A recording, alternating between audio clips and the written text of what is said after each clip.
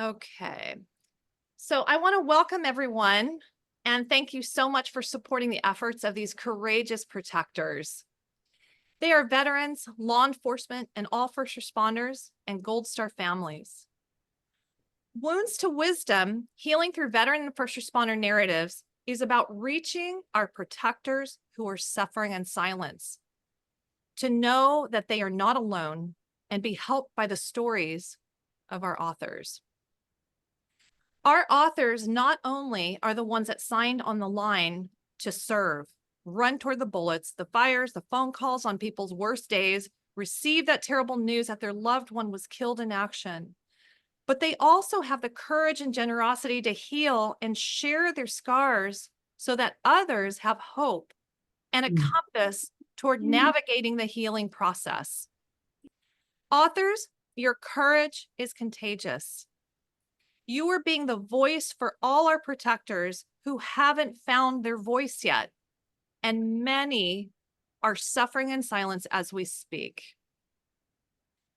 All of us that have worked behind the scenes to get this book written have been moved to the core and cried over many of your stories as we imagine them through your eyes and the reader's eyes. Your stories of resilience are a gift, and your service continues on. Thank you so much.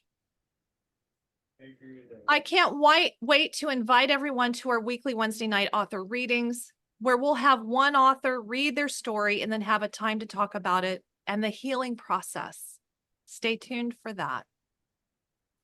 Before we move to our guest speaker and authors, I want to thank some of the people behind the scenes. Michelle Collier is the Power of Our Stories special media coordinator. And she is so much more than that. She is one of our authors, a former 911 dispatcher supervisor, and has wholeheartedly supported our efforts on the power of our story. Michelle, can you raise your hand? Okay, I just want you all to be seen. Next, we have our editor, Natalie June Riley, AKA #nothing but love notes lady. She lovingly put her heart and time into capturing the spirit behind your lived stories and supporting a flow that can best be heard by our readers.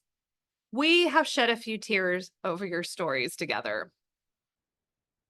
Natalie, can you raise your hand? There she is. Okay. All right. Our next person is my publisher support, Judith Schroeder from Carnelian Moon Publishing up in Canada. Thank you, Janet Wizawati, for introducing us. Judith has been so detailed and meticulous with this process, so patient. We've been on Zoom countless times, working through all the hoops with Ingram Sparks and Amazon. Thank you, Judith. You've been a joy to work with. And I just want you to know the ebook is out on Amazon right now, but we still are working on getting some things uploaded. So the goal date for the book is September 4th, hopefully earlier than that, but September 4th is the actual official goal date. And then also the book designer, Tanya Prokop from Croatia. She was so touched just by the information and the spirit that I wanted her to capture for our cover. And I feel like she nailed it. Jeremy Grono, I want to put a shout out to him, also an author, was also so helpful in really listening to what I was envisioning and came up with an AI image that was helpful for Tanya to work on. I could not be happier with the cover, especially as I hear that you all are too. Fires me up. Also, a shout out to Denny Caballero with Security Halt Media, also an author who produced our reels that you may be seeing out there. That took a lot of time also, and that was pro bono. So Denny, thank you so much. So now I want to acknowledge our friends and protectors that wrote a review for our book. It means so much that you all did this. You went into the book and wrote a review. The praise will be in the front of the book. The first one I'm going to introduce is Shauna Springer, PhD. otherwise known as Doc Springer. She is the author of Beyond the Military, also Warrior, How to Support Those Who Protect Us, and Relentless Courage, Winning the Battle Against Frontline Trauma. I cannot say enough about Doc Springer. I'm honored to call her a friend. I have learned so much from her books on the healing side, the protector, the support and protector of our protectors. Our warriors respect Shauna, Doc Springer. They respect her. She has an education from Harvard, and she's so humble and articulates the richness of the culture of our protectors so beautifully, and lay people can connect to it so easily. And so again, I've learned so much from Doc Springer. So thank you. Thank you. Okay, Doc Springer, so good to see you. So happy you're here. Okay. And then the next person, Chris Gregorio. Sergeant Chris Gregorio, Seattle Police Department, United States Army retired MWD handler. Chris has been on since the beginning of this whole effort. He is a brother to us. Chris, I know, he's active duty Seattle Police Department, so it's not always the right time to write your story. But I'm so grateful that you are part of this and that you wrote a praise. We all love you. So Chris, can you raise your hand? Okay, so I'm not seeing that. Okay, so Chris, we're gonna catch you, okay? We will catch you. I'm gonna introduce the others. Maybe we should just have everybody raise their hand at the same time at the end. So we also have, I don't know if Michael Higgs, otherwise known as Punky, is on. He's a retired Navy SEAL, director of the San Diego cohort at the Honor Foundation. They help the Tip of the Spear Warriors transition. It's a great coaching organization. I'm honored to be a coach there. So he wrote, Punky, if you're on, thank you so much. I'm going to get you all afterward, okay? Herb Thompson, don't know if you're on. Herb is a retired Green Beret and author of The Transition Mission. That is one of the first books I read in 2020 when I was trying to become more culturally competent and learn about the transition hardships and challenges. So he is the one that always says, own your journey. And I love that tagline. So Herb, hope you're here. Grateful, so grateful that you wrote a praise. Also, Michael Geyer, I know that you're here. I saw you. Michael Geyer is an award-winning filmmaker. Besides for being a Hollywood actor and doing many films, he wrote and produced the documentaries Wounded Heroes and Healing the Heroes of 9/11, The Way Forward. And so, Michael, it was really cool that Michael actually met some of the people that he used for the documentary. Now moving on to Rick Wolf, Lieutenant Colonel, United States Marine Corps, retired. He's founder and president of Soul Survivor Outdoor. So thrilled to have him also write a praise. Their organization takes active duty, lets them have a time to just refresh our souls. And they do it spiritually and then take them to some really cool activities like whitewater rafting. And I follow them, so I get to see all the cool stuff they do. And then Jen Satterlee, I'm not sure she's on here, but she is the author of Arsenal of Hope. It's a great book, CEO, founder of All Secure Foundation. And she and her retired Delta Force husband, Tom Satterlee, what I love about what they're doing is there can be some special challenges with the tip of the spear, just everything that they have gone through in their journey. And they are helping through such vulnerability on their part, helping the marriages of those tip of the spear warriors really do well. They have like these week retreats and getaways. So for all the praises, can you raise your hand, all the people that I called and I talked about and shared about? If you can find, there's Doc Springer. Okay. Your Zoom hand, not your real hand. Zoom in. Chris Gregorio, good to see you.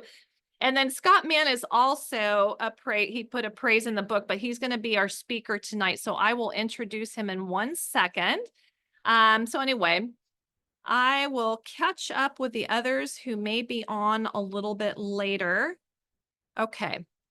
So anyway, thank you all so much. I wanted to take the time to acknowledge you and why I wanted you to write a praise for us. This is such a collaborative effort. There are so many people to thank. So many of the authors gave me feedback and an extra pair of eyes on this project. I could not imagine a better group to work with. As I said in the book, my heart feels safe and at home with every single one of you. I'm so proud of you. Your courage is contagious. That is what I see happening with those who read your stories. They will borrow your courage to take the first step of healing. So authors, we hope that you feel honored tonight. And with saying that, I want to introduce our speaker for tonight, former Green Beret, founder of Task Force Pineapple, best-selling author of Operation Pineapple Express LTC, retired U.S. Army Lieutenant Colonel Scott Mann, and who I think of as the king of storytelling. So Scott, welcome. Hey, Sarah, thank you. Way more of an intro than I deserve. And honestly, it's just super humbling to be with all of you tonight and celebrating your night, honestly, and with your family and friends here. I'm actually, which is those of you who know me won't be surprised that I'm standing in a parking lot doing this. That's kind of my life. We've been getting my dad out of he's had some really rigorous chemotherapy, and we got him out today, and so we're running around tending to him and getting him home. But it's a humbling opportunity to be here with you all. And so I want to start by saying this. First of all, to the authors, congratulations. I mean, putting a book into the world is always a really big deal, and people don't understand it until you've written one and you've gone through the whole process. But this book in particular is such a strategic accomplishment because I don't think it's ever been done. I don't think a book like this has ever been put into the world. And certainly, you know, but I don't, it's one thing to put a story into the world like what Melissa Ketchell has done or what Holly has put in. But when you put in a compilation of stories that are so generous and so from the heart, I mean, it's staggering. So congratulations on that. And then I also want to say to Sarah, congratulations to you, because I mean, I've watched your journey on this as you stepped into this arena, really wondering, like a lot of us do, with that reluctance in the beginning, like, who am I to even do this? Am I the right person to do this? Okay, well, you know what? I'll do this until somebody else takes the reins. But you've just continued to evolve, and to see what you've done with this book and this community in just a short couple of years, I mean, it's game changing, and you're saving lives, you're transforming lives. So all of you, congratulations, and I hope you feel the level of celebration that you deserve. The only other thing I'm going to say tonight is just a couple of things. One is, when you talk about the power of story, that is the right phrase to use, because storytelling has a certain power to it that a lot of us take for granted. And, I stood in a closet holding a 45 caliber pistol 18 months after my transition from the military, and no intention of coming out. And it was storytelling that changed my life, and it was storytelling that saved my life. It was storytelling that allowed me to heal myself first and to find my voice again, and then to find ways to bridge the civil military divide and the other gaps that were out there that I faced in ways that I never thought possible. And I'll just leave you with a couple of thoughts about this, because you all as authors, and Sarah, you as well, you have crossed a threshold that is very elite. But what I will tell you is, you're just getting started. Now that you've put your stories on paper, now it's time to go back to being the oral storyteller.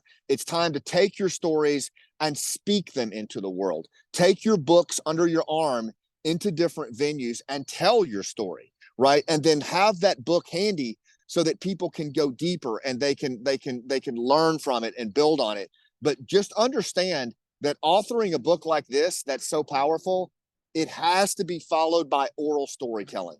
That is the key. That is the strategic initiative that will allow the real modality of healing to occur, right? So the generosity of scars has always been the phrase that I've used for storytelling, and I'm going to offer it to you tonight, is to think about as you take these stories into the world and use them to save lives. Think about the generosity of scars, the repurposing of struggle through storytelling in the service of others, right? And that's what you all have done. Look at these stories. It is such a clear example of that repurposing of struggle. And what I will tell you is my experience has been in my decade plus of really diving deep on storytelling is there's two scar stories in this world that will change lives and save lives. The second best scar story is the one that you don't want to tell other people. That's the second best scar story in the world. The very best scar story is the one you don't want to tell yourself. And what I applaud each and every one of you tonight is that every single one of you have either know you personally or I've read your stories myself. You passed number one. You put the story into the world that you didn't want to tell yourself.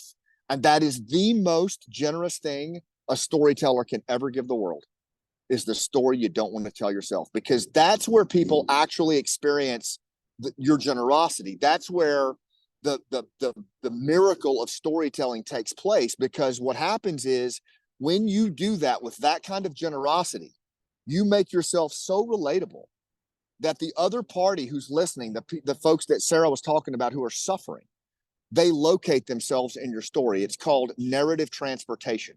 And what it is it's a form of autobiographical listening that is only possible through storytelling. It's not possible through any other modality of communication except storytelling, where you actually locate yourself in the narrative of the other party and in the safety of their story, and you start to make sense of your own lived experience. I mean, just think about that for a second.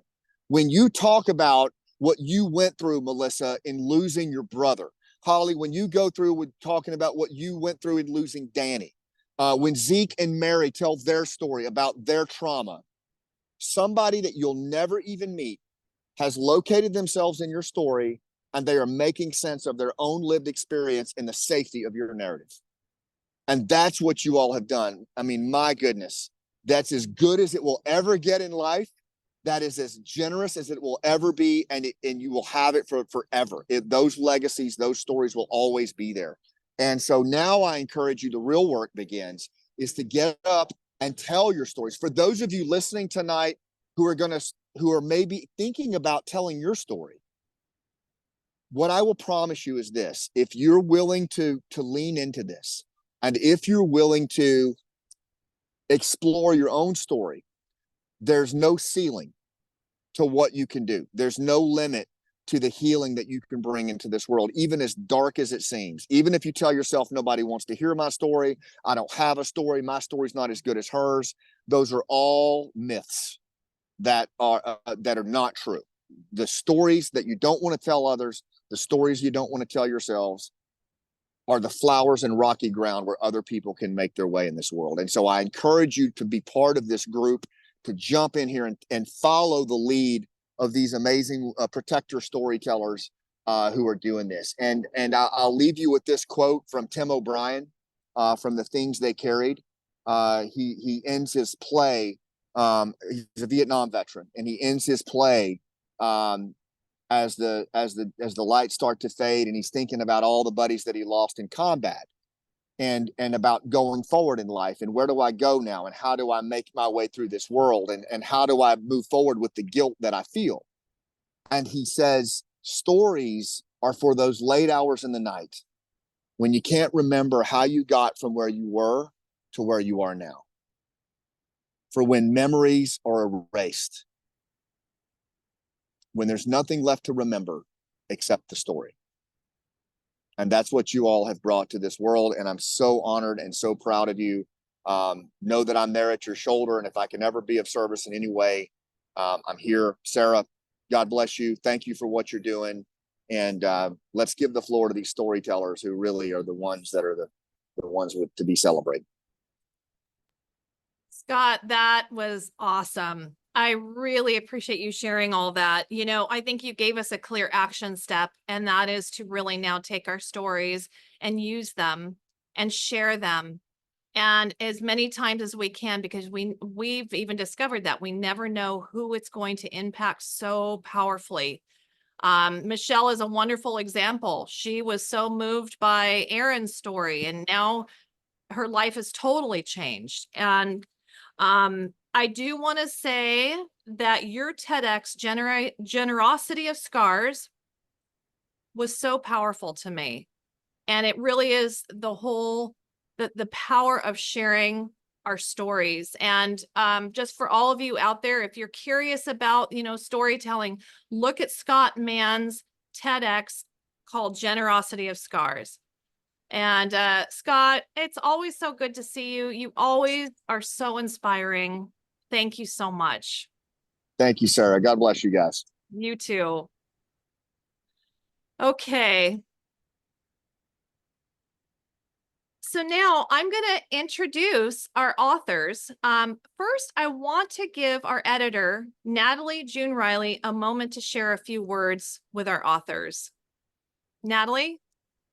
Thank you, Sarah.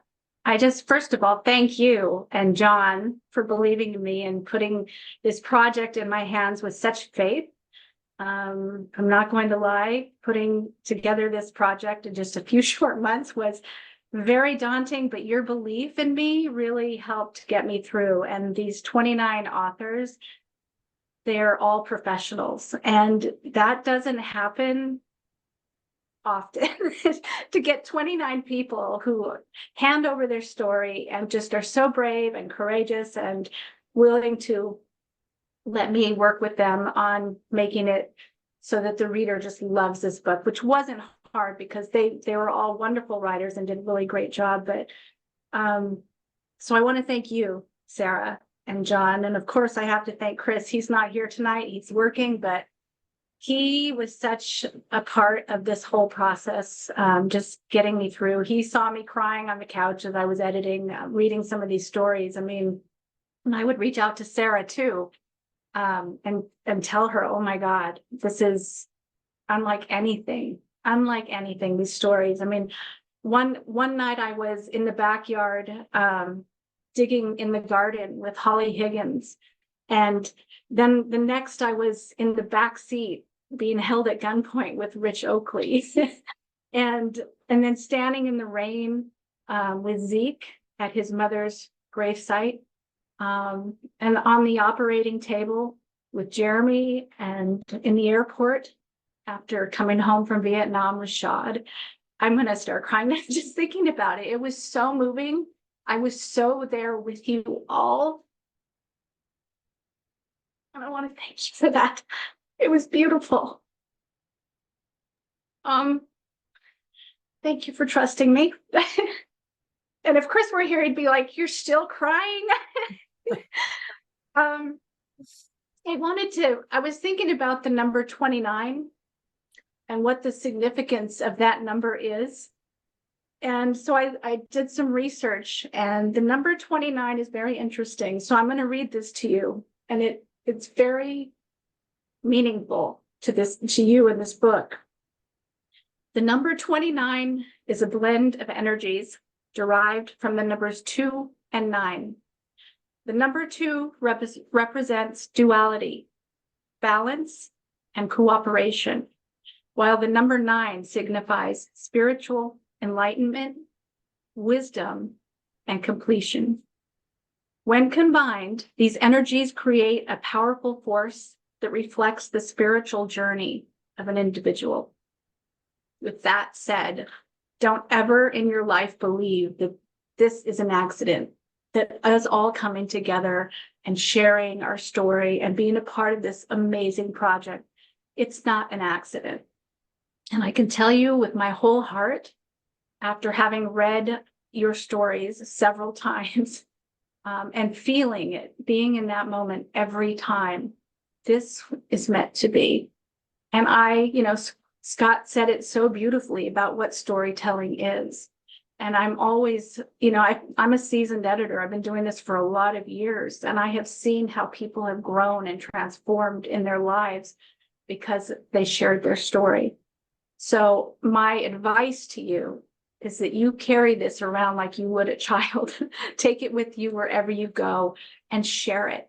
You never know whose hands, what reader you're going to give this to, and it could save their life. It could change their life. So thank you. Thank you so much for allowing me into your, these parts of yourselves, and allowing your reader to do the same. And thank you again, Sarah, for believing in me. And thank you for the flowers back there. Thank you.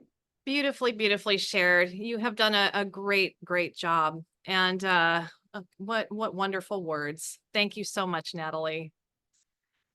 Okay. So now we're going to go to our authors. I'm going to introduce our authors. Not everybody is here tonight. And the ones who are here, I'd love for you to just share about less than a minute, just because we have many, just kind of what this process has been like for you, and maybe some encouraging words for somebody else that's thinking about starting to open up and heal. So the first person I have now is Steve Giblin, who is a Navy SEAL Master Chief, retired. He's author of Walking in Mud, a Navy SEAL's 10 Rules for Surviving the New Normal. Steve? Well, you pretty much captured it all, so I'll just say thank you. You also caught me texting, so sorry. I was sending Natalie a note. I got caught.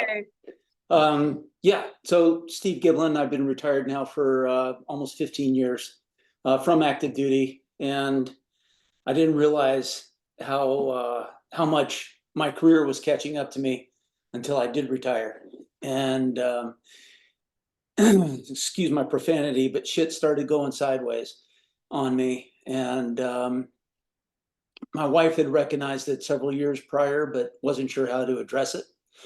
And now looking back on it, hindsight being 2020, it's been going on for a long time. It's been a long journey, and I haven't felt normal, what I consider normal, for probably a good 20, 25 years. I did 28 years in the Navy, 26 in SEAL teams, and the the self-imposed things that I put myself through just for the job, for the love of the job, for the love of the service, for the love of my brothers, was something I didn't realize that I was doing to myself. And not until you walk out that door do you realize it. So from this point forward, it's every day is a work in progress. But also, thank you for having me be a part of this, Sarah. I really appreciate it. Oh. Steve, thank you so much for sharing. You are somebody that's really just going forward and helping others through your story. And I really appreciate that. Thanks for sharing. Glad you're part of it. Okay, the next person is Barry Zwarenstein, Down Under. He's a psychologist, combat veteran, author. His book is, he's author of Which Way is Your Warrior Facing? An operational manual for current serving and veterans transitioning into civilian life. Yeah, all right. And Barry has also just been an incredible support in getting this mission out too. So I really appreciate it, Barry. Yeah, thanks, Steve. You're a real brother, and Sarah. Yeah, thank you for everything. I've spent I'm a product of the 70s, the Rhodesian Bush War in mid 70s, and the Vietnam veteran guys shared in the group. We overshadow each other, and we came out of our wars with no insight. I had nothing until I started working with veterans 22 years ago as a psychologist. And as I was working with the guys, I was also self-reflecting on the depth of my own grief. And the grief just wasn't from my time at war, but it was all the losses and everything that ended, and the messes I made and the ways I tried to run ahead.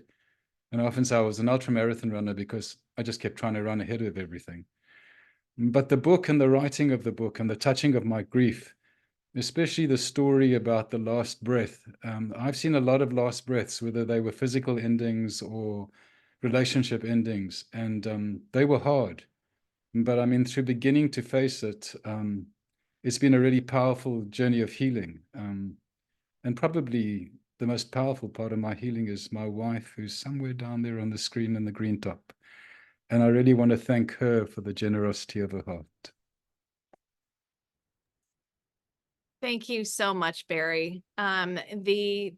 What you have brought to this group, the insight and facilitating one of the groups too a while back has just been powerful. Thank you so much for sharing. Okay, so the next person is Greg Martin, PhD, Major General, U.S. Army retired, aka Bipolar General. He is the author of Bipolar General, My Forever War with Mental Illness. I don't think Greg is here. Greg, are you here? Okay, I want everybody who's not here to be introduced anyway, so that's fine. I don't think he's here tonight.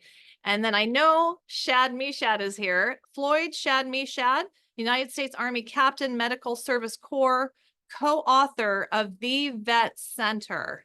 And he's author of Captain for Dark Mornings, Hidden Struggles Behind the Vietnam War. So Shad, welcome. Sarah, it's just an honor. First of all, to be amongst these folks, and particularly meeting you just a few years ago to see this happening. I wish I could embrace everybody. I was one of the first ever in American War mental health officer in Vietnam in 1970. There were 15 of us for 500,000 troops, and obviously the book talks about the reality or the unreality of that. But what I did realize, two things. One is that high school graduates fought that war. They fight most all the wars. And they're adolescents. And for those in mental health, we know adolescence goes up as high as 26, 27 years old. So most of these warfighters are 18, 19. And the things that they experience coming, say, from any city in the country, from America, and going into the dark of night and the things that happened, there's just no way to put it into words. Really, I tried in my book. I think for those that have been there, like I became very close to Barry, that we have the same taste and the same feeling because we've been there. The most terrible thing for me, though, I mean, going into Vietnam was pretty scary because I volunteered and I didn't have to. And the moment the the jet opened the gates for us to go out in a firefight, that was pretty, for a young man, it was pretty exciting. I think the hardest thing was coming home, and it's in my chapter of walking in to San Francisco airport, trying to get there, being welcomed by 300 protesters with Molotov cocktails throwing at our buses as we came from Travis into Oakland Air Base. And with no planes or anything, it was a Christmas drop year from Nixon in 1970, Christmas in 1970. And it was just a political move. Give 50,000 troops a 2-week early out, which didn't end up being 2 weeks, and then not to have anything for them. I mean, you've got 50,000 troops sitting on the floor the 3 or 4 days before Christmas with no flights to go everywhere in America. And the situation that I got involved in immediately with America not ready for warfighters to come home to an unpopular war. And I think that was the first time I went totally bananas. And I don't even get in that story. It was just horrible. A couple of combat vets that were rejected from getting on a plane. They'd been sleeping on the floor in San Francisco for 3 days because the ticket woman said they were inebriated and they couldn't get on. They'd been there 3 days, and it took me to get on the counter and be arrested by the FBI, CIA, and the Air Force Police, taken in to get them on their plane.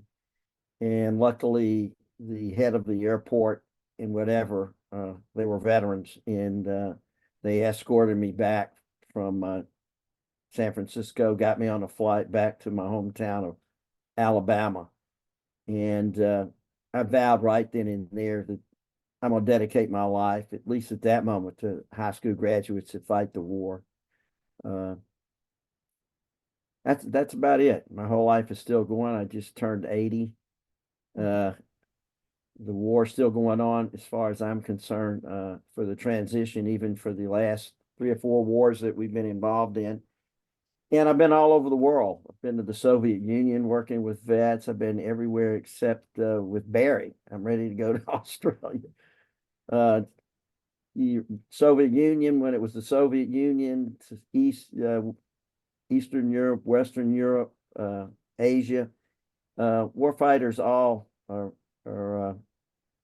need this book, need to understand, and they need peer-to-peer. We're peers. They need to know from people that have experienced these horrors how to eventually come home, and that it can be done. And it's a process. And that's been my whole life. So I'm just honored to be a part of this group. Amen. Awesome. Thank you, Sarah. Shad, thank you so much. The tireless work you've done for 50 years. I just want to honor you. Thank you so much for sharing. Ah, great. Just so much in there. Okay, thank you. Denny Caballero. He is a Chief Warrant Officer, 2 SF, Special Forces retired. And yeah, he is running the podcast Security Halt. So you'll have to check it out sometime. Denny? Hey, thank you so much for having me. It's been an amazing experience. I think the thing that I've really enjoyed has been able to sit down and kind of listen to everybody's story, or that little cliffhanger you recorded with Sarah.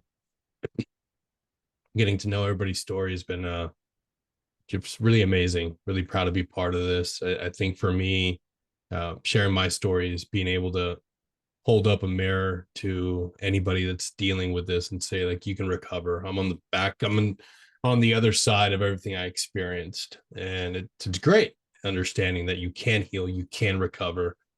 Oftentimes when we finally have that breaking moment, that crisis, somebody is really quick to come in and they mean well. They want to tell us that, yes, embrace that identity of you're a disgruntled veteran, you're broken, you'll never heal, but it can be further from the truth. You can get back. Might be a little different. You might not be that 25-year-old warfighter. I mean, you're not going to jump back into doing the things you used to do, but you can recover. You can get better. You can continue growing, and it's a journey.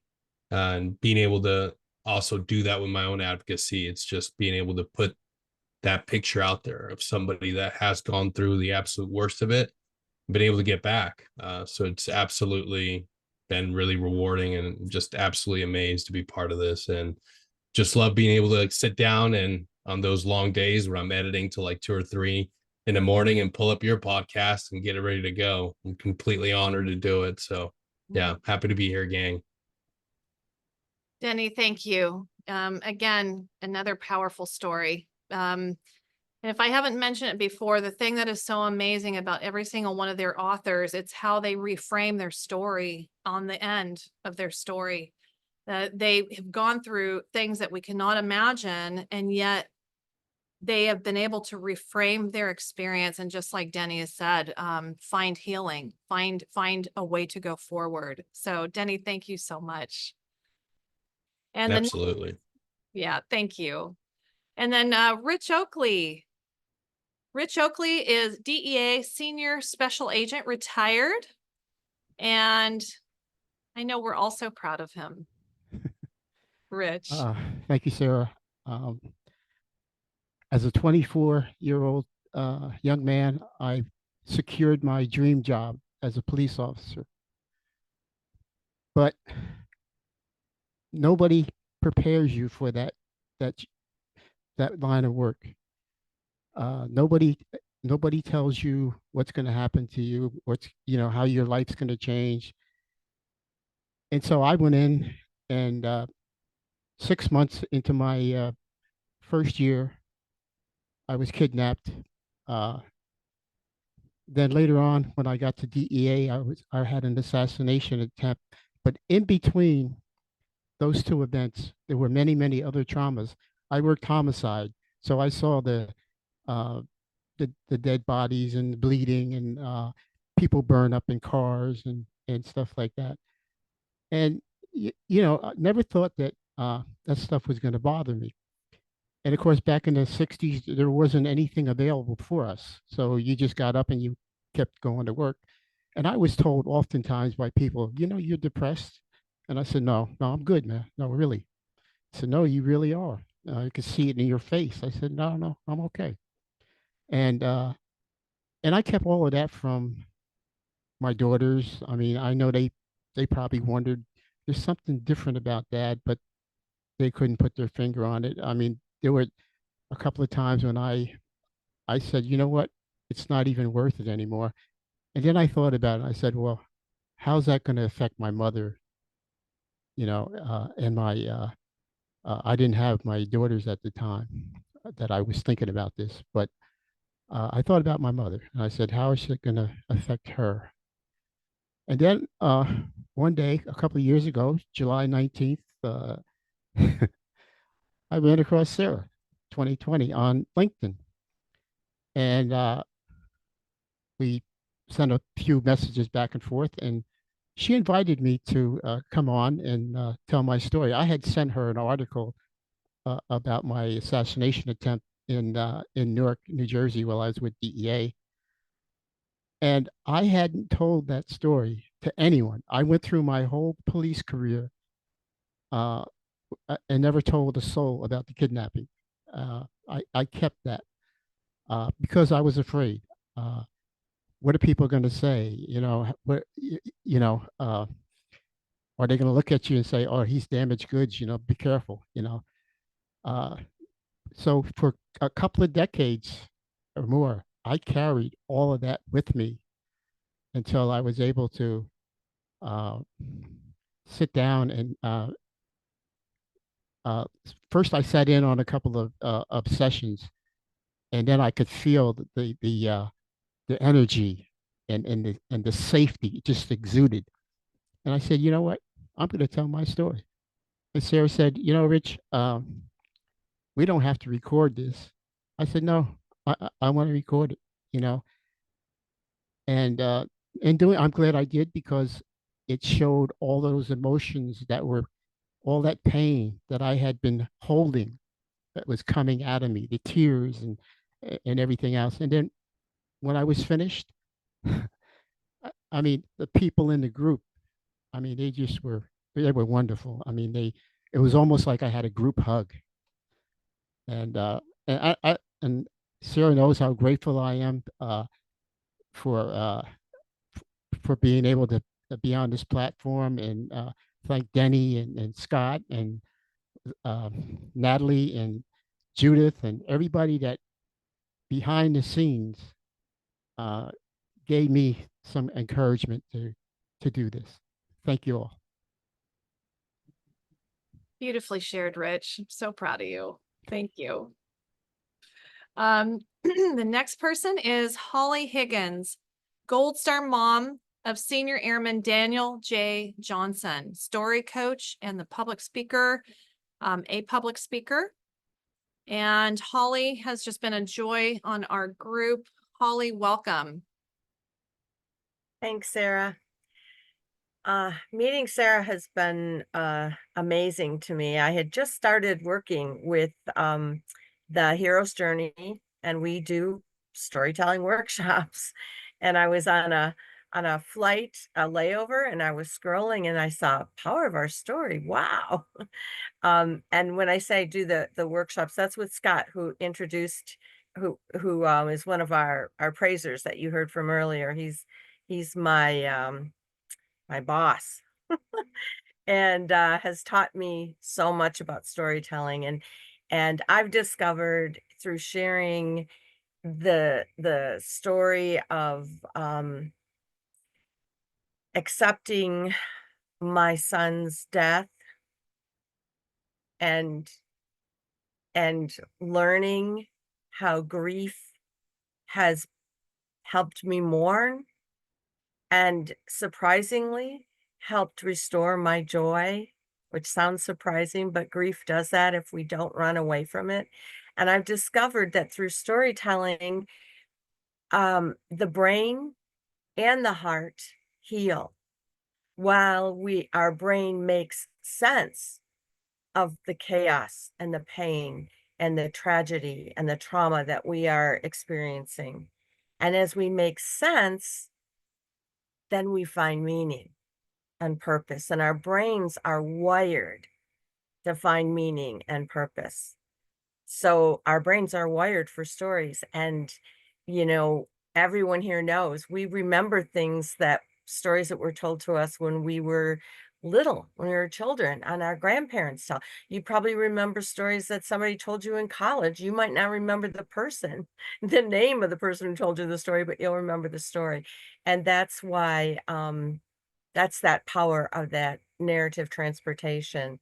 And Natalie mentioned earlier being in the garden with me. That was narrative transportation. That's one of the parts of my story when I was in the garden and Danny, who was 18 years old and telling me all summer he was going to, and you know, he just had the best year he'd ever had academically in his first year of college.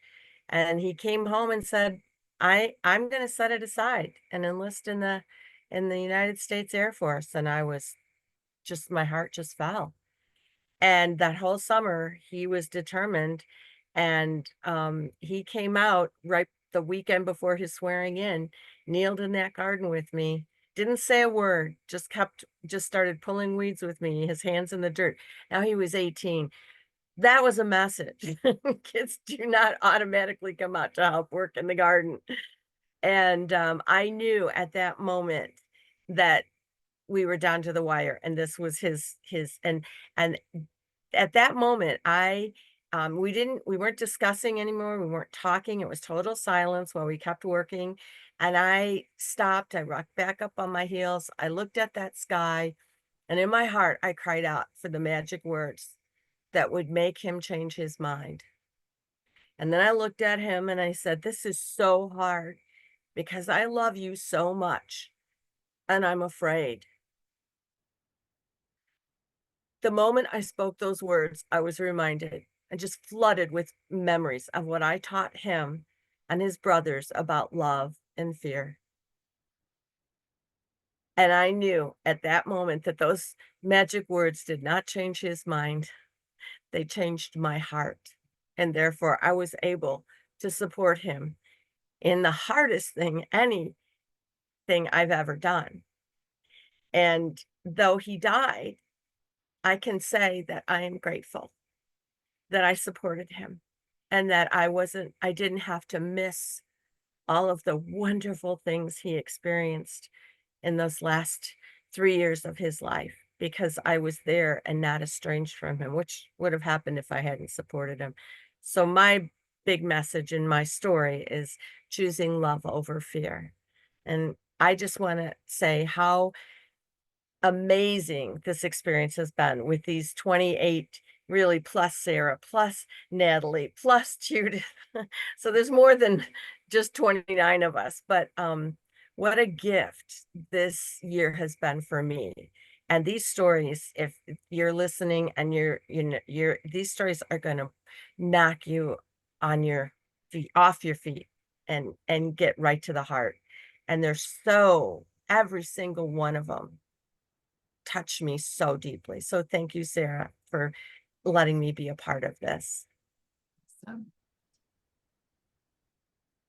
Okay, our next author is Glenn Ignazio, combat rescue and special operations pilot, Major United States Air Force, retired. So Glenn, you've probably seen Glenn all over the news these days because they are always interviewing him, wanting his opinion on what is happening all over the world. So Glenn, are you still with us? Yeah, I sure am. Thanks for the introduction. You know, I was giving a couple people a hard time saying, geez, there's a lot of Army people, but it's nice to be the solo Air Force type. So I guess you involved in quality versus quantity. So thank you. Got to throw a slam out there for that. Only in humor. But no, thanks for everything. And Holly, thanks for what you just said. You know, you're the only the second Gold Star mother that I've actually met. And the thing that woke me up about, oh man, I got to go get something taken care of, was actually meeting a Gold Star mother for the first time.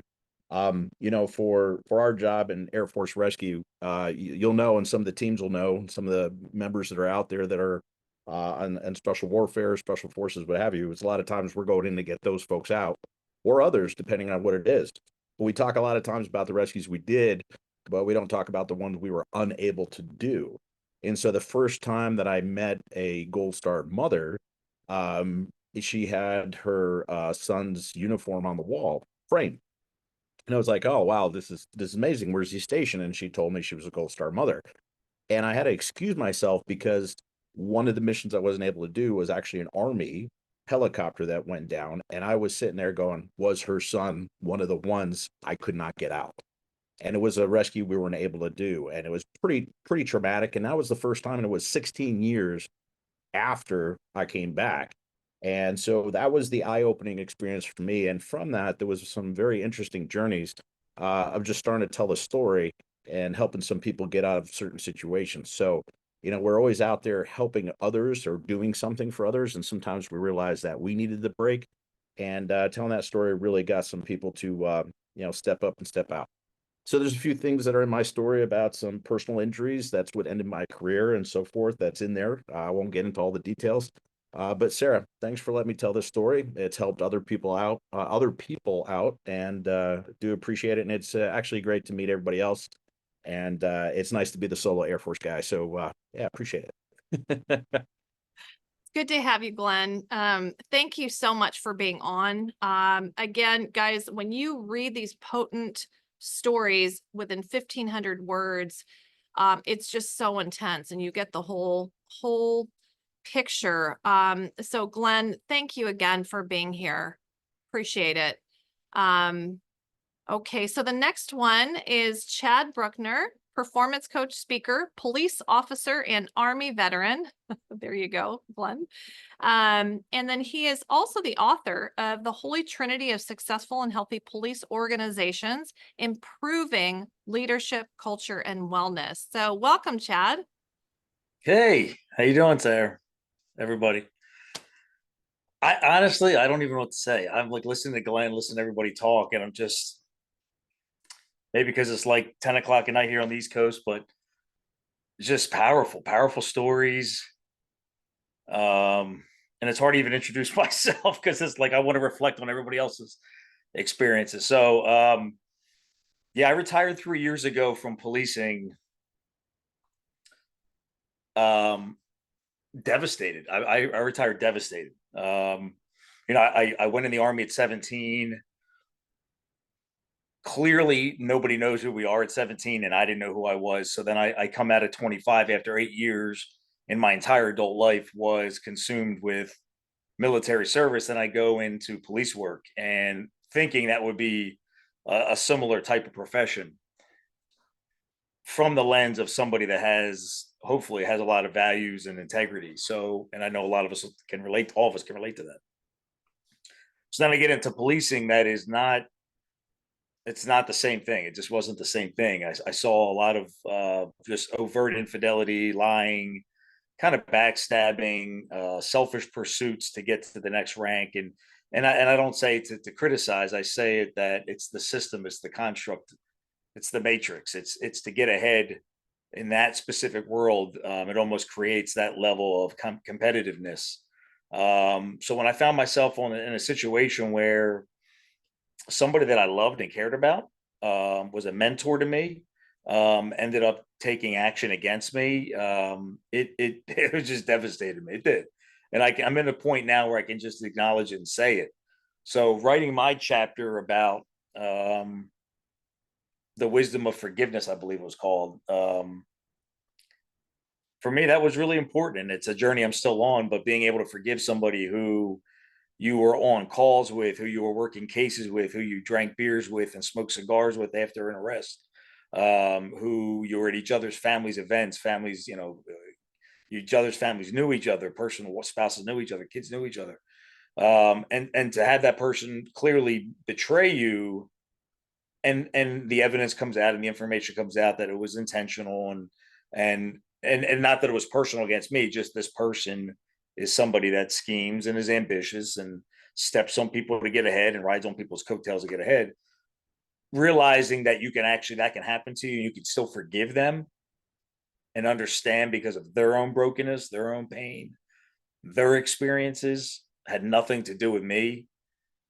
And to be able to get to a place to understand that and see people for who they are now, and see all of us for our brokenness. I feel like I can see like a magnifying glass, no matter if somebody's smiling at me and they're wearing this beautiful suit or dress, I just feel like God's given me probably this lens that I see right through them. And I see, I know you're smiling. I know you got a nice car, but I also know you're probably really struggling because of this or because of that. And I love you because of that, or I see you because of that. So I think that's really empowering on this journey of protectors and warriors. We can be strong and have big biceps and work out, but really the truth of it is, can we love each other? Can we say I love you, and can I let you love me back? That's also a big deal. We don't ever let people do that. So I'm just honored to be on this with everybody. Wow, this is amazing. So thank you. Thanks so much, Chad. Chad. not Wait a Shad. minute now. Let's don't get this confused. First of all, Chad, I want to tell you that was awesome. I'm stepping out. You really moved me. Thank you. Oh, thanks. Thank you, Shad. Your journey is unbelievable. It's like, No, I've been there after the war. We'll talk one day. yeah. Yes, sir. That is definitely the point, is just to stay connected. And these stories of betrayal are not little things, and they need to be told. So Chad, I really appreciate you sharing this, because people need to hear how to navigate to forgiveness, like you said. Thank you so much. So next we have Michelle Collier. She's a 911 dispatcher supervisor, retired. And she is the one that introduced everything at the beginning. So Michelle, welcome. Thank you, Sarah. When I spent 14 years in the 911 world and had its ups and downs, but unfortunately ultimately took me out with a tragic call that I ended up working, and decided that I went down that journey of PTSD. What I struggled with was the surprise when I got the email from Sarah asking me if I wanted to be a part of this book. Because even to this day, even when I consider myself to be on the healing end of my journey, I still feel like my story isn't that bad. It's not, it's not nothing special. I'm very still critical myself, but this group has taught me that no matter what, we don't compare trauma. There's no big T, little t in trauma. And I believe Doc Springer is one of the ones who said that. But I've been learning that I matter too. My story matters too. And that is what I want people to hear that haven't shared their story yet. Because if it wasn't for someone else, Aaron, who is one of my bestest friends now, if it wasn't for him sharing his story on the power of our story, I don't know that I would be here. And even doubting, even still to this day, I don't know if my story will resonate with anyone. Well, day one of me passing the ebook link to a few friends, I've already had someone come up to me and say, when you talked about this one part, I felt it. It put me right back in one of my darkest moments. Thank you for sharing that.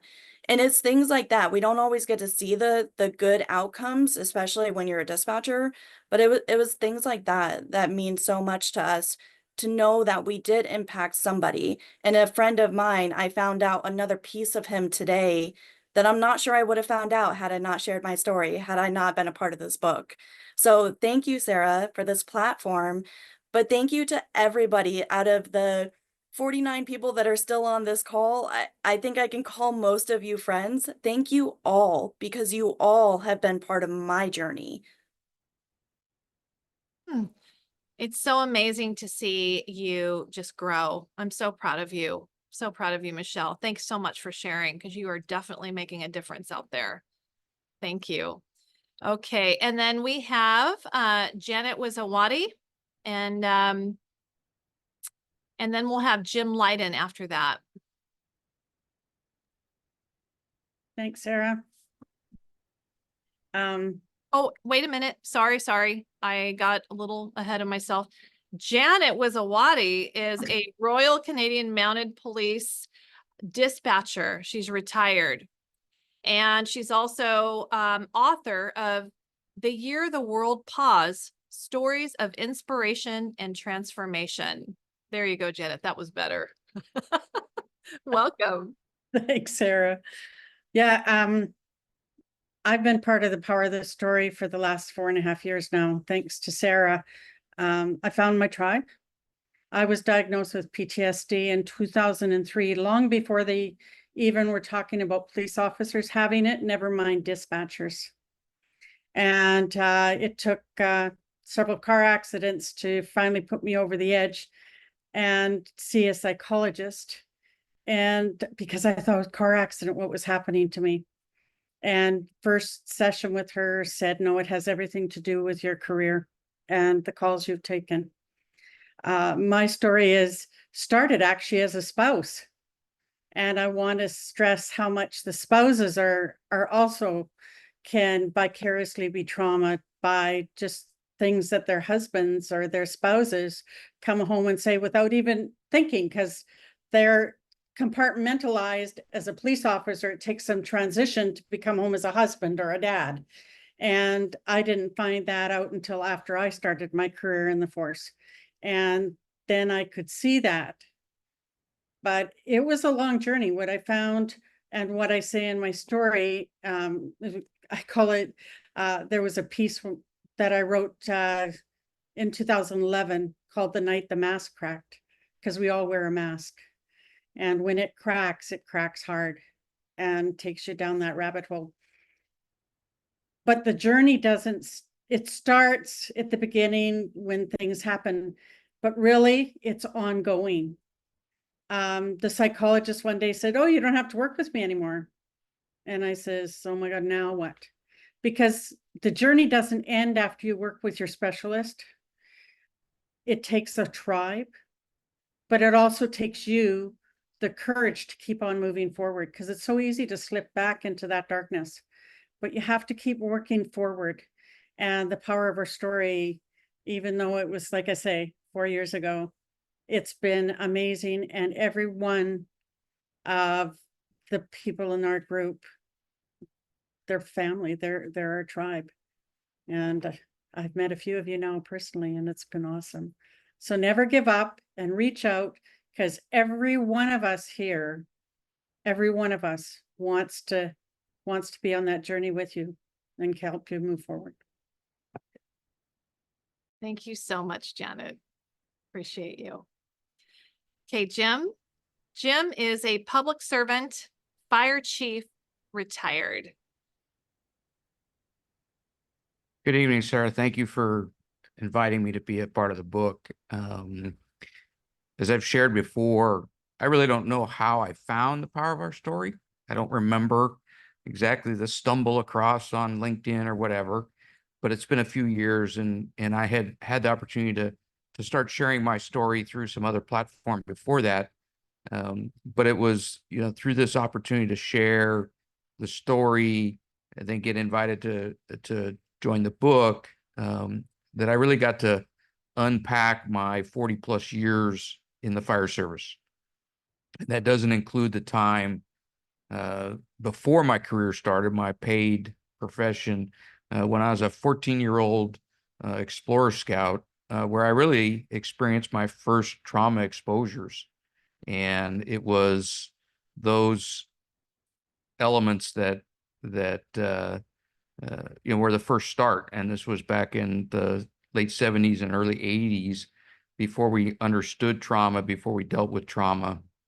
And certainly, in addition to the work-related stuff, I had some personal health issues, eventually getting dealt the hand of job-related cancer and all those things. And my career ended abruptly in a sense of betrayal, challenging to my integrity, doing what I felt was right for the right reasons, and also the challenge of being denied that this job-related cancer was actually job-related. And so all of that culminated in my departure and some of my opportunities that came from that, where I was able to share my story and really kind of unpack some of that. But most importantly, I think in the last couple of years and through this book and through a podcast I did earlier this year, I really had the opportunity to understand where the foundation of my resiliency was, which I wouldn't have known had it not been for this process. So for that, I thank you. But the ability to continue to share the story is what's important. The ability to help others explore their journey and understand their trauma, their resiliency, and their ability to move on. That's where this book comes into play. Jim, it's been amazing to see your journey. It's been amazing to see the unpacking and for you to come to that conclusion. And I just, with my whole heart, I just want to thank you so much. I'm proud of you unpacking and getting to this place and helping others who are in this place too. Thanks, Jim. You bet. And Lana Spizo. Lana is a leadership coach and combat veteran. And she's with Elite Leadership Training. Lana, are you still on here? I am. Hey, Lana. Welcome. Thank you. So I met Sarah, gosh, I think it's been 3 years ago now. Getting to the other side of my grief, I thought I was there. I was so far from it, it shook me silly. You know, life's challenges can literally shake us to our core, you know, making us question everything we once believed was safe. And I can say that, you know, throughout my own life, I've faced deep adversity, abandonment, divorce, and the shadow of suicide home. In 2024, actually a few years before that, I decided every year, I'm like, you know what, I'm no longer going to focus on the destination, because I literally was just, that's what I did. I said, I'm going to start focusing on the journey. I'm going to pick a motto every year. And it just so happens in 2024, I decided to declare, Lana, no matter what, you are going to do everything that scares you. And almost immediately after I said yes to Sarah to join this amazing book project and all these amazing humans, a lot who I already knew before from the Power of Our Story, I literally said to myself, what the hell did I just do? I mean, I literally, my heart started beating. You guys have seen me. You've seen me ugly cry, all of it. And I do have to say, you know, Sarah and Natalie, you showed up every single time. You brought compassion and empathy to the table like it was your only job. And I think that's why it was such a seamless process. I thought this was going to be the hardest project of my life. And it was like writing one chapter, and it was so stressful. But the way that you both approached the whole thing, it was seamless, and it was amazing. And all the encouragement from everyone here was just, God, it made it so much easier. And it really, I felt for so long really compelled to share and write my story as a testimony that forgiving the unforgivable is possible, and that doing so brings the greatest gift, which is my freedom. And my worst fear of being blindsided and abandoned literally brought me to my lowest point in life. And I can tell you that some old unhealed beliefs that, we learn as children, you got to unlearn those. I unlearned them the hard way. They made it worse because I didn't have them unlearned yet. And I can tell you my journey in writing this book it's actually living proof that the power of faith, forgiveness, and letting go, I was able to find resilience, hope, and the strength to get to the other side of my grief. A lot of people lose hope. And once you lose hope, it's so hard to climb out of that hole. And you can have, the old mustard seed of hope. And as long as you keep that and you cherish that little piece of hope, it can truly, truly grow. For me, it was starting life 2.0 over, and that's what I did. And, God told me, you're not going to move forward until you bloom where you're planted. And I can tell you that, I had to sit in my pain when no one was there. I got through it and I prayed and I really leaned on my faith, and I endured so much, but I grew so much. And, those few pivotal moments, God, I wasn't supposed to cry. These are happy tears though. It really transformed my life and set me on a complete path of healing. I am on the other side of my grief. I am living my best life. I have an amazing man in my life who has taught me, faith, action, and what a true partner is supposed to be. And I just want to say that, if there's anyone out there who is struggling in silence and, in a position where you actually think you're crazy because someone's making you think you're crazy, you have to truly take a step back and stop listening to words, look at actions, and truly stop ignoring the red flags. But again, I like Michelle too. I truly, I'm like, this story is nothing compared to what the rest of the heroes have gone through. But I'm just so privileged and grateful to walk along these giants. So you guys are amazing, and I love you all. And thank you, Sarah. Thank you so much for sharing, Lana. And you and Michelle, your stories too are so incredibly powerful. People just need to hear them. They need to hear them. I always feel that when I hear all of your stories. I think it was Chappie who said, I'm sorry if I am getting the wrong person here, but all these stories are very different, but there's a thread of resilience that's similar. And that's what's so powerful about that, because you get every angle showing resilience. So Lana, friend, I'm so proud of you. Thanks for sharing. Chappie, you're next.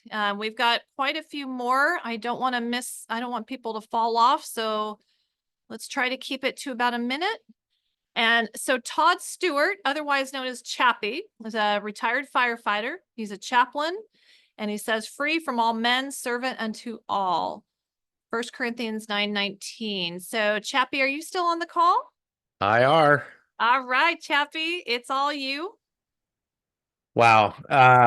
I can't believe that I've gone from 17-year-old rookie firefighter thrown into the cauldron. I'm sure Doc Springer knows just how wonderfully a 17-year-old male brain deals with trauma.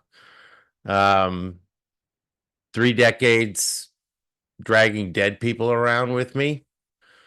For someone who got into this to continue a family legacy and to save lives, I never seem to have remembered any of the lives I saved. I only drug the dead ones around, the ones I couldn't save. And for a long time, that was my life. And I can't believe that I went from lying on the floor of a drug house trying to suck start a pistol to being with all of you tonight celebrating this book. It's just incredible. When I finally got the therapy I needed, and I was speaking with Matt Miller, who's a chaplain with the New York State Chaplains Task Force, and he spoke God's purpose to me. And I entered the chaplaincy, but I still didn't realize what it was that I really wanted to do to help my brothers and sisters who were still suffering. And it wasn't until I came onto the power of our story that I realized for the first time that it was telling my story that could do that. And then I met Scott Mann and Holly Higgins at the Generosity of Scars workshop. And it just solidified for me the incredible power that telling my story could have. And so to be here now and to have my story included in this book, and to really have this be the beginning of, as Scott said, repurposing my struggles in order to help other people. I just thank God every day that gun didn't go off in 2003. And that I'm here with you all today, and we're all on this journey of sharing our stories and bringing healing to other people. So I'm just absolutely honored. Thank you, Chappie. It's been such a pleasure to just see you just open up. I still remember the first time you came on, that first year we were doing this. So glad, so proud of you. Thank you. Thank you, Chappie. The next person, Jeremy Groneau, former United States Army Apache helicopter pilot, and now Christian counselor and high performance coach. FYI, he actually leads a really good Bible talk on Wednesday morning at 8 a.m. that we are loving. Those of you that are spiritually focused, you are absolutely welcome to come on. So Jeremy, welcome. Thank you, Sarah. Honestly, I'm so honored to be here. I just want to thank everybody for being with us and for letting me speak and letting me be a part of the book. Sarah, thank you for the invitation. I wanted to say in 2017, getting back from Afghanistan, I really struggled physically, emotionally, spiritually. I was in a very dark place. 2018, I got out of the Army, and 2019, I actually got into a near fatal car accident with my wife and my kids. And that put me into an even darker place. At the end of 2020, though, I decided to write down my story. I didn't want to share it with anybody, but I remember staying up one night and literally staying on my computer and staying on it until I wrote everything down because I needed to get it out of my head. And I wrote it down and I left it there and didn't think anything of it until last year. I was actually driving home from a veterans retreat, and I saw this lady who was stopped on the side of the road with her hood open and with her daughter. And I felt this nudge that I needed to stop and help her. Never done this before. I've never stopped for anybody on the side of the road. Decided to pull over and help her. Tried to help her get her car back working. Turns out she was coming home from a missions trip. And I tried working on her car for about 30 minutes, ended up just calling a tow truck and helping her. But as we were waiting for the tow truck, she looks at me and she told me, Jeremy, God has been waiting on you to be faithful and to fulfill the purpose that he has had over your life. You need to start sharing your testimony and sharing your story. And in so doing, you're going to change hearts back to the Lord for people that have been lost. And I was just broken down on the side of the road in tears as this lady started praying over me. Here I was, thought I was going to do a good deed for this woman, and she ended up prophesying over my life. A few weeks later, I ended up meeting Sarah, getting introduced to her by a friend named Joel Landy, and well, the rest is history. So the Lord is faithful. Sarah, you've been amazing, and I just want to thank everybody again for being able to be a part of this. So thank you guys. Thank you so much, Jeremy. I always told Jeremy that I was praying for somebody because I wanted a spiritually focused group specifically for that. And Jeremy, I could not have dreamed of this perfect fit that is happening on Wednesday morning. So thank you so much. I'm so grateful you made it through that surgery, and you've done amazing work. Thank you so much. Okay, and then the next person, Bobby Ledigar. Welcome, Bobby. Hey, good Let me evening. find you really quickly because I want to introduce you. Where are you? I was trying to see how many we have left, and so I got lost, and here I am. Okay. Bobby Ledigar, so good to see you. He is from the United States Navy. He's a veteran, United States. He's also retired United States Marshal Service. It feels so good to say that, Bobby, and Veteran Affairs. He has had such a ride. So Bobby, welcome. Thank you. Good evening, everybody. So yeah, I'll try to keep it short, but you know what? I take my life every day with a quote, and it's probably the best quote in the world, and everybody should know it is, everybody has a plan until they get punched in the mouth. You know, from Mike Tyson, and that's every day. I mean, it could be good or bad, right? And it happens to each and every one of us. So what has my life turned out to be? Thank goodness I met Sarah, and she listened to me, and I shared so much with her while I had my court case going, you know, and we trusted each other, and I trusted her with this information, which could have probably screwed me in the end if it got leaked out. But we talked for hours, and then I met Natalie, who just saved my life. And it's just been going great. My life sucked 4 years ago when I got fired, but it's great today, you know, and you just got to take every day with a punch in the mouth, and you'll get through it. And I'm grateful that, you know, we connected, and I was able to share a little piece of my story in the book with everybody and get it out there. And, you know, it's something is so different, you know, with me is, you know, I was betrayed, you know, for helping somebody. A simple thing that we all grew up as, you know, is like, you know, you have to be there for your friends and stand up for the truth and not back down, you know, and not be bullied. And it took a little while, but I didn't let it happen. And now, thankfully, you know, with the truth and the facts coming out, you know, you do win. You win. You get through it. And you have to trust people, and you have to talk about it, and you have to get it out there and write things down so it gets off your back, you know, and it gets out there. But Sarah, thank you very much. It's great being part of this, and I hope to talk more later on. Yeah, your story. Again, I just want to emphasize that too. Bobby absolutely stuck up for somebody. He did what was right, and he was absolutely brutalized for it. And so I think we're all so proud of Bobby because he just refused to step down. So Bobby, thank you so much. And yes, you'll have definitely another shot on a Wednesday night, okay? Because everybody likes my accent, right? I get it out there. So thank you. There's many accents, so that works out really well. Thanks, Bobby. Okay, so the next one we have Daniel Torres.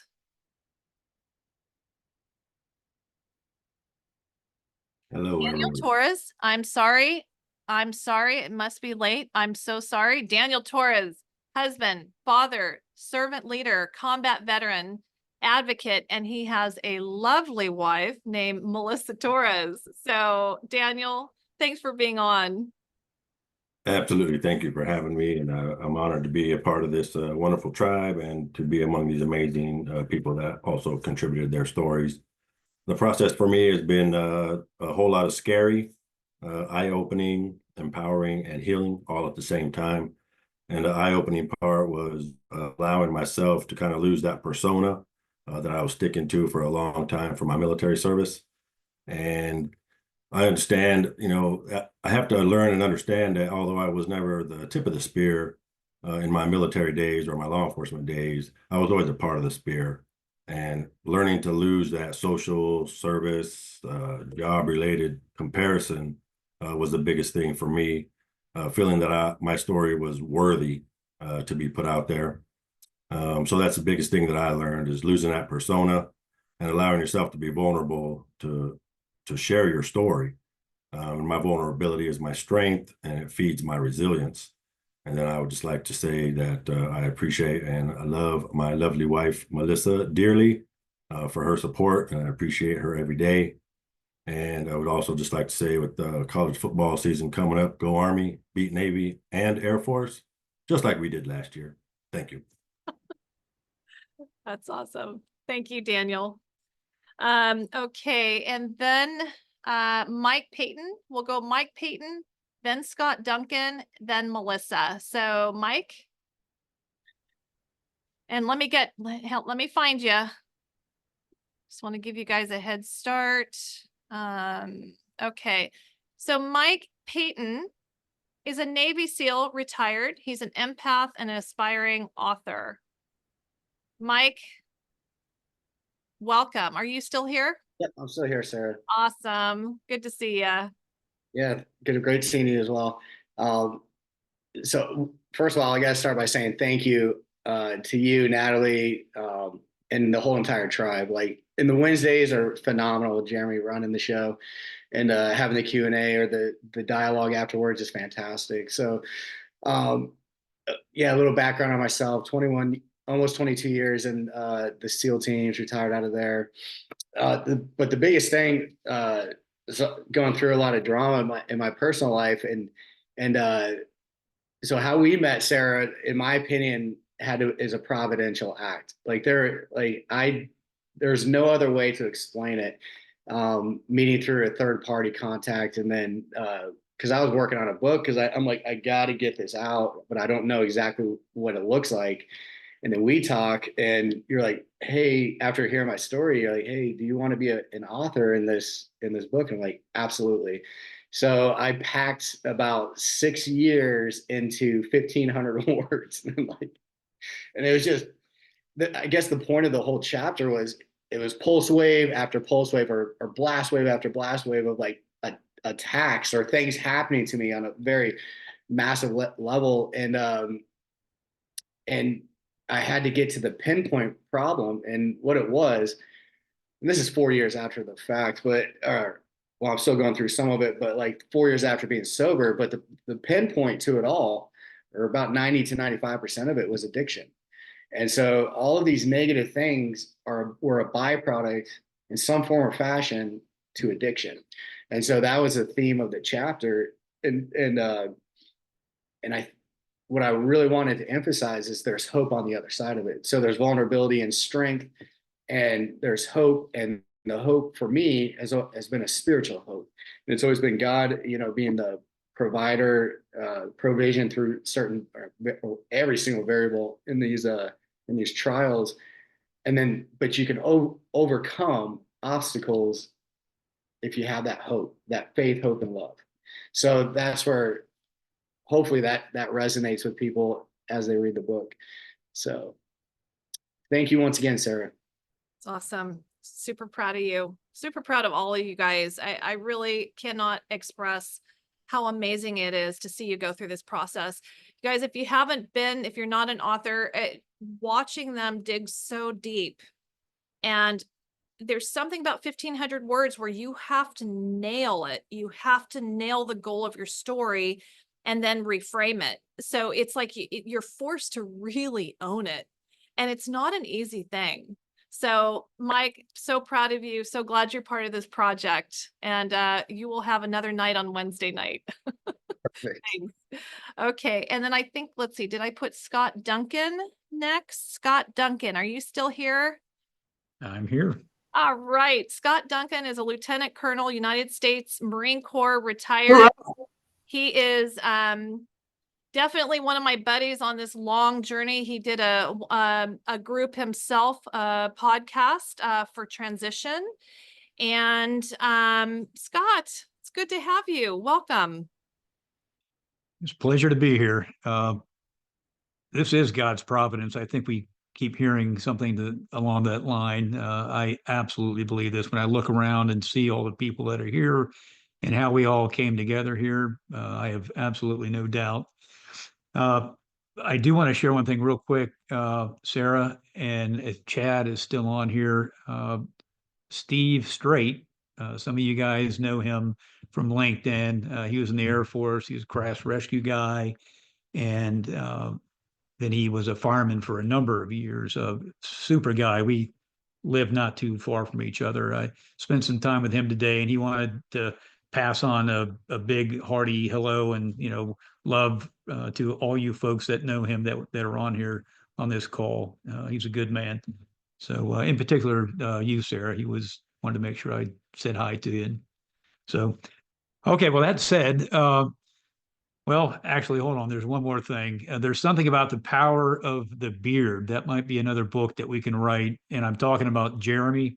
Wednesday morning, you can experience the power of the beard. There's so much more to it than that, but Wednesday sessions are amazing. It's changing lives. All right. So, you know, I had a fantastic career as a Marine. I loved being a Marine. I did it for 21 years, Iraq combat vet. And so when I looked at what story can I provide, I started thinking, you know, there's so many things that could have gone into my story. And I really realized as I started thinking through it, that in order to tell my story, I had to go back to kind of the beginning prior to service and my childhood. And I had a very humbling childhood. My dad left when I was very young. It was my mother, my brother, and myself. My brother's 4 years older. And he was at a different point in life. He was kind of moving forward with friends. I was still kind of young. And after my dad left, spent a lot of time at home alone, you know, trying to figure things out. And so my story is kind of about a tough childhood. Wondering if you would measure up as a man, you know, because your dad left and, you know, you feel, I think Lana talked about how you feel deserted, you know, and there's different ways to feel that. And it was a very lonely time and it was hard, but I did learn a lot of important things. I learned how to work hard. I started working from 5th grade. I've always had a job, you know, making money, being responsible. That might not have happened if that part of my life didn't go the way it did. But it comes down to, there were two men that were so important in my life. My dad, who left, ironically, and then my grandfather, who was a Marine and fought in the Second World War. I grew up listening to stories about the Marine Corps. He was also a fireman. He spent 35 years as a fireman. Incredible man. He passed away in 2006, and my heart is still healing from not having him here. I relied on him heavily for a lot of important things. But as I tell my story, I talk about how hard it was without a dad, and finally coming to understand that when you're young, you don't always see things maybe the way that they are. And you certainly start to see things differently as you mature and grow up and get a better sense for what life's about. And my dad wound up coming to God, and he changed his life, and I didn't care. I was a young guy who was hurt. I wanted nothing to do with my dad. And it was my grandfather, my mom's dad, who pulled me aside and said, "Hey, things have changed with your dad. You need to talk to him. You need to spend time with him." The man who saw his daughter be devastated to where she, you know, was going to commit suicide a couple of times. She loved him so much, and he betrayed her. And that was hard seeing as a kid. But anyhow, this man who I loved helped me to connect with the dad who I eventually came to love because of the person that he had become. Finding God changed his life. And it opened up a whole nother world for me, that I was able to forgive my dad. And if it wasn't for my grandfather and that little bit of time that I had with my dad, 1 week, I would have had that burden on my back the rest of my life.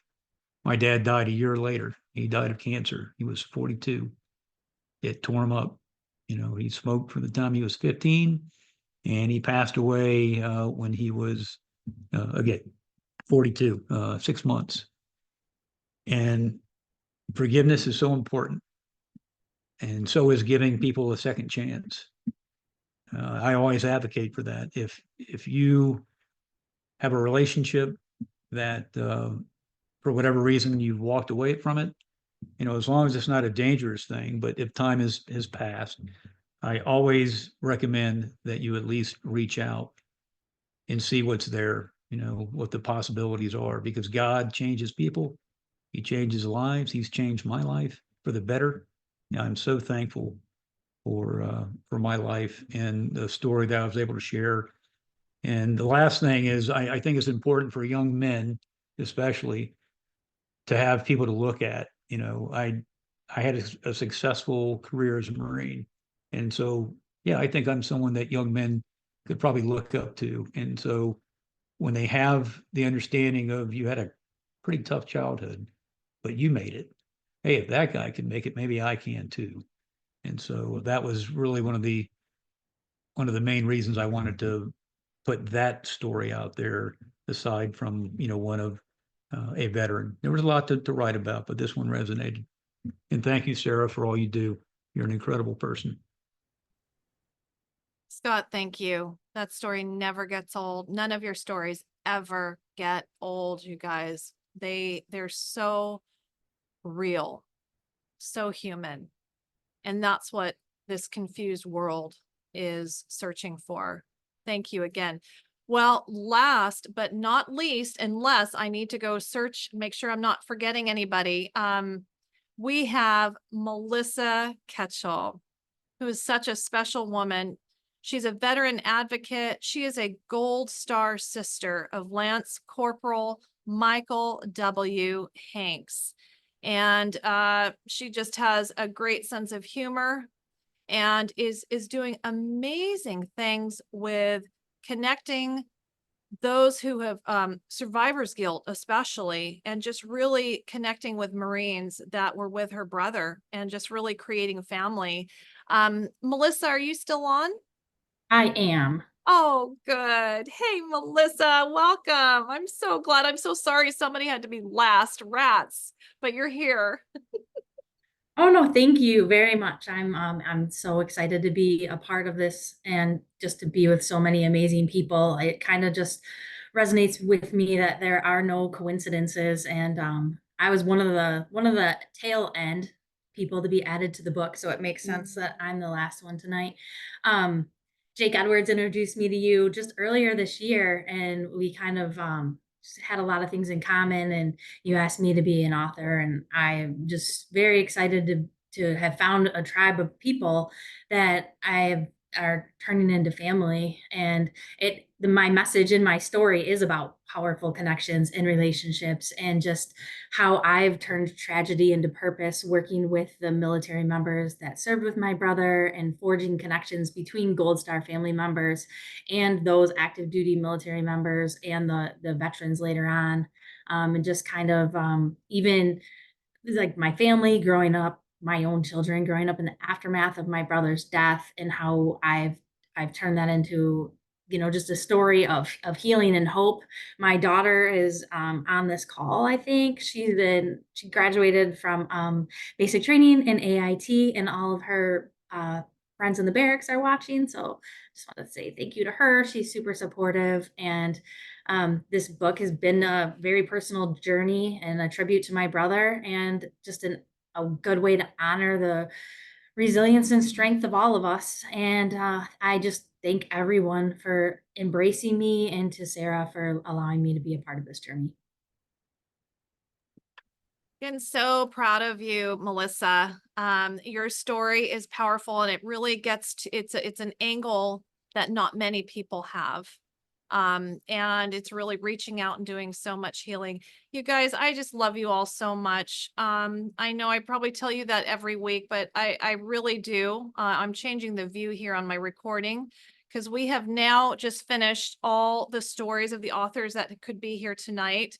I want to just open it up for those, if you have any comments, Anybody who has been listening to all these stories, I'm sorry, you guys, I just cannot cut off this talk right now. If you have to leave, I totally understand, but I really want to give you a chance if you have any thoughts and feelings after hearing all these amazing stories from these amazing protectors. So proud of you guys. Ron, hey, good to see you. He's another protector that has many stories. Yeah, hey, I came on listening to Scott. It's hard to not be impacted by his stories. And used to be said at the closing of a story, you'd put the end. But I've learned to be continued is a better thing to put after the last words on a story, because that story, not only is it the power of the story lives on beyond the story. And those things that will be caught and remembered long after the storyteller is forgotten, that's what people will carry it to the next generation. It would be great if there could be, like an oral story to follow these, just like Scott said, one at a time. The power of spoken story, some people won't read, but you can't block out the pieces of a told story. And I don't know what your plans are for the future, but the oral storytelling is incredibly powerful to listeners, and they will hear pieces in that story that you may not even know consciously you're telling. So to be continued. I like that. To be continued. Awesome. Thank you, Ron. It's good to see you again too. I'll tell you a trip to India someday. Yes. Anybody else have any thoughts? Sarah? Yeah, Brenda. Hi, I'm sorry, I'm on my phone and I can't find the little hand to raise my hand. Oh.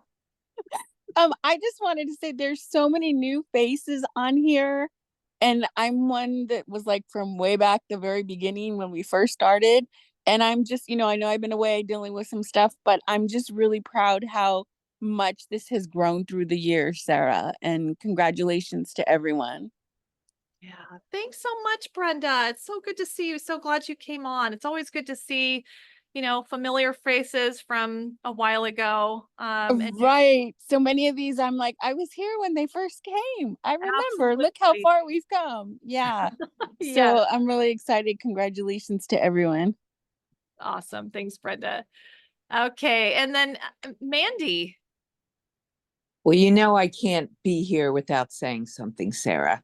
I am, I've been here a while and I haven't been here for a long time, but I've seen people like Michelle, like just blossom, and and Chappie and just Daniel. And I remember listening to Rich's story, and just, I want to go down the list of everybody. And I'm like about to cry every time someone is talking. And I just want to read the book already. So let's get moving. Let's get moving. That's all I have to say. And the reason why I'm blocked out of my picture is because it is almost 11 o'clock my time. I'm on the East. And I miss seeing you and Sarah and your beautiful face. So thank you. And congratulations to all of you. Thanks, Mandy. It's always so good to see you. Thanks for coming on. Appreciate it. Of course. And then Doc Springer, so good to see you. Trying to figure out how to unmute here. Flash and I say congratulations. This is a little wonder pup, our latest little rescue. He's we don't know what he is.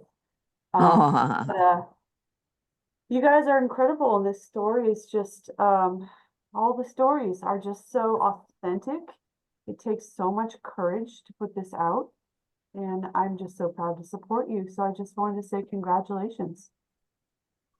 Thank you. Thank you. I'm so proud of them too. I know it's taken so much courage, and they really are showing that extra step of courage. I love what Doc Springer said in her praise, that bravery is, you know, going forward towards the bullets and really keeping us safe. And then courage, I think it was the root word in French that means, you know, from the heart. Yeah. You all have the From the courage. heart. Loved that. And that it just it describes it so well, all of you. Well, listen, I have so much love for all of you. So grateful for all the people that came on. I have my cousin David Dally down there, and got my son and a couple daughter-in-law on here too. And so it's so cool to have like two of my worlds together. So it's wonderful. Is there anybody else that has, Ron, are you putting your hand up for the second time, or is it stuck up there? Yeah, just one thing, Sarah. We met at Cal State University San Marcos at, I think it was the inaugural event of Power of Our Story. I don't know if you had it before that with William Felty, and I've tracked along with your journey through this storytelling, and I couldn't be more thrilled to say I know you and have watched that. And there is a Yiddish word called nakas, and nakas, loosely translated by a Gentile, is extreme joy of someone else's accomplishment. And so this would be a nakas moment for me, because I do experience extreme joy for your accomplishment. Thank you so much, Ron. That means a lot. That means a lot. And guys, this is Ron Stark. He is the San Diego Veteran Coalition's president, and he knows everybody on the planet, and he helps people navigate the VA. He's wonderful, does a lot with Stand Down. There's just so many people that have been drawn to this venue that care. And that's what has made it so great. Everybody helping everybody, supporting, understanding, getting it. And I just want to again remind you all, we will have more intimate conversations on Wednesday nights starting in September at 6 p.m. PST. I'm so sorry for you East Coasters. I know it's so late. But each author will have a time to start the conversation, and will really have a chance to create safety for those that are just starting to explore their stories. And then remember what Scott Mann said, maybe just take that step of courage and start sharing your story with other people and see how that goes.